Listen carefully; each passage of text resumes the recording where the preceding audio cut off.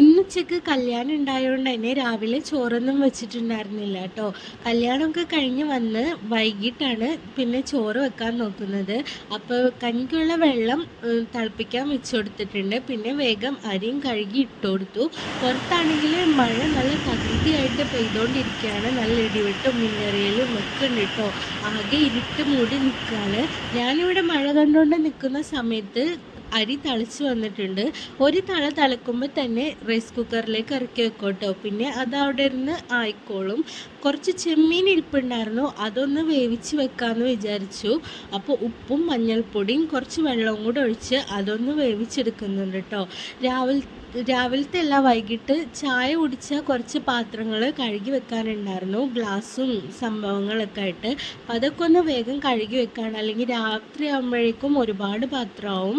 എത്ര മഴയാണെന്ന് പറഞ്ഞാലും അടുക്കളയിൽ നിൽക്കുമ്പോൾ നല്ല ചൂടാണ് കേട്ടോ. ചൂടിന് ഒരു കുറവുമില്ല.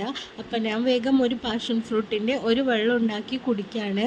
ഈ തണുത്ത വെള്ളം കൂടെ കുടിക്കുമ്പോൾ നല്ലൊരു ആശ്വാസം കിട്ടും കേട്ടോ. പിന്നെ തൊണ്ടവേദന വരാതെ നോക്കിയാൽ മതി.